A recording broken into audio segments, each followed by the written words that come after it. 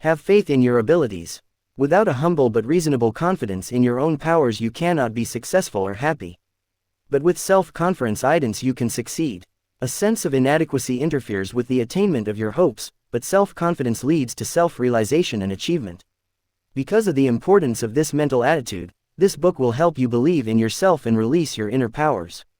An appalling number of people are made miserable by an inferiority complex. But you need not suffer from this trouble. You can develop faith in yourself. After a convention, a man approached me and asked, "May I talk with you about a matter of desperate importance to me?" We went backstage and sat down. "I'm in town to handle the most important business deal of my life," he explained, "but I don't believe I can put it over. I am discouraged and depressed. In fact," he lamented, "I'm just about sunk. Why is it that all my life I have been tormented by inferiority feelings? I listened to your speech tonight about the power of positive thinking, and I want to ask how I can get some faith in myself." "There are 2 steps," I replied. "First, it is important to discover why you have these feelings. That requires analysis and will take time, and may require treatment. But to pull you through this immediate problem I shall give you a formula. As you walk down the street tonight, repeat certain words I shall give you. Say them over several times before your important appointment. Do this with an attitude of faith and you will receive ability to deal with this problem. Following is the affirmation I gave him: I can do all things through Christ which strengtheneth me, Philippians 4:13. Now, follow that prescription, and things will come out all right." He pulled himself up, stood quietly for a moment, then said with considerable feeling, "Okay, doctor. Okay." I watched him square his shoulders and walk out. He seemed a pathetic figure, yet the way he carried himself showed that faith was already at work in his mind. Subsequently he reported that this simple formula did wonders for him. He added, "It seems incredible that a few words from the Bible could do so much. Of the various causes of inferiority feelings, not a few stem from childhood. My own story is a perfect illustration. As a small boy I was painfully thin. I had lots of energy, was on a track team, was healthy and hard as nails, but thin. And that bothered me because I didn't want to be thin. I longed to be hard-boiled and tough and fat. I did everything to get fat. I drank cod liver oil, consumed vast numbers of milkshakes, chocolate sundaes, cakes and pies, but they did not affect me in the slightest. I stayed thin and lay awake nights thinking and agonizing about it. I kept on trying to get heavy until I was about 30, when all of a sudden I bulged at the seams. Then I became self-conscious because I was so fat, and finally had to take off 40 pounds with equal agony to get myself down to respectable size. In the second place, practically every member of my family was a public speaker, and that was the last thing I wanted to be. They used to make me speak even when it filled me with terror. I had to use every known device to develop confidence in what powers the good Lord gave me. I found the solution in the simple techniques of faith taught in the Bible. These principles are scientific and can heal any personality of inferiority feelings. Their use can release the powers which have been inhibited by a feeling of inadequacy. Such are some of the sources of the inferiority complex which erect power barriers in our personalities. It is some emotional violence done to us in childhood, or the consequences of certain circumstances, or something we did to ourselves. This malady arises out of the misty past in the dim recesses of our personalities. Perhaps you had an older brother who was a brilliant student. He got A's in school, you made only C's, and you never heard the last of it. So you believed that you could never succeed in life as he could. He got A's and you got C's, so you reasoned that you were consigned to getting C's all your life. Apparently you never realized that some of those who failed to get high grades in school have been the greatest successes outside of school. Just because somebody gets an A in college doesn't make him the greatest man in the United States, because maybe his A's will stop when he gets his diploma, and the fellow who got C's in school will go on later to get the real A's in life. The greatest secret for eliminating the inferiority complex, which is another term for profound self-doubt, is to fill your mind with faith. Develop tremendous faith in God, and that will give you realistic faith in yourself. The acquiring of dynamic faith is accomplished by prayer, by reading the Bible, and by practicing its faith techniques. Go to a competent spiritual advisor and let him teach you how to have faith. The ability to possess and utilize faith must be studied and practiced to gain perfection.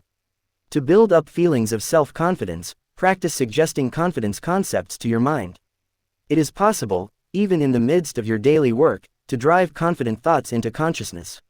Let me tell you about one man who did so. While driving me to a lecture engagement, he said, "I used to be filled with insecurities.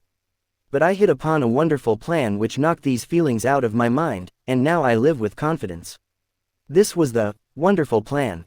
He pointed to two clips fastened on the instrument panel of the car and, reaching into the glove compartment, took out a pack of cards. He selected one and slipped it beneath the clip. It read, "If ye have faith, nothing shall be impossible unto you," Matthew 17:20. He removed that one, selected another and placed it under the clip. This one read, "If God be for us, who can be against us?"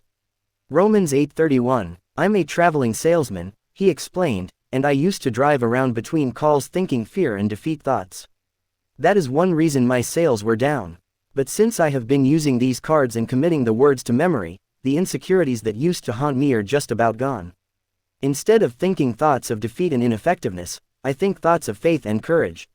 It is wonderful the way this method has changed me. It has helped in my business, too." This man's plan is a wise one.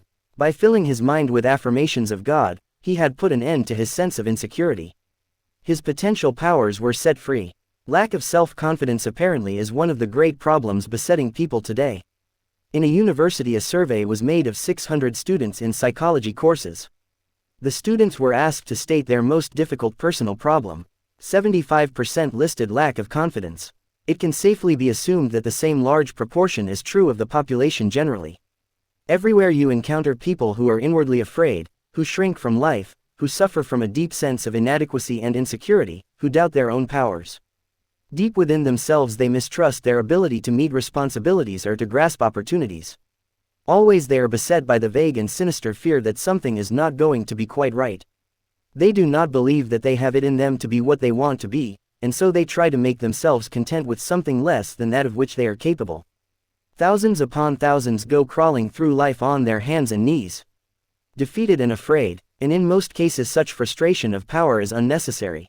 The blows of life, the accumulation of difficulties, the multiplication of problems tend to sap energy and leave you spent and discouraged. In such a condition the true status of your power is often obscured, and a person yields to a discouragement that is not justified by the facts. It is vitally essential to reappraise your personality assets. Dr. Karl Menninger, the famous psychiatrist, once said, "Attitudes are more important than facts." That is worth repeating until its truth grips you. Any fact facing us, even the most hopeless, is not as important as our attitude toward that fact. You may permit a fact to overwhelm you mentally before you start to deal with it. On the other hand, a confident thought pattern can modify or overcome the fact. So if you feel that you are defeated and have lost confidence in your ability to win, sit down, take a piece of paper and make a list, not of the factors that are against you, but of those that are for you. If you or I think constantly of the forces that seem to be against us, they will assume a formidable strength they do not possess. But if you mentally visualize and affirm and reaffirm your assets, you will rise out of any difficulty. Your inner powers will reassert themselves and, with the help of God, lift you to victory. A sure cure for lack of confidence is the thought that God is actually with you and helping you. This is one of the simplest teachings in religion, namely, that Almighty God will see you through. No other idea is so powerful in developing self-confidence as this simple belief when practiced. To practice it, simply affirm, God is with me. God is helping me. God is guiding me. Spend several minutes each day visualizing His presence. Then practice believing that affirmation. Go about your business on the assumption that what you have affirmed and visualized is true. Affirm it, visualize it, believe it, and it will actualize itself. The release of power which this procedure stimulates will astonish you.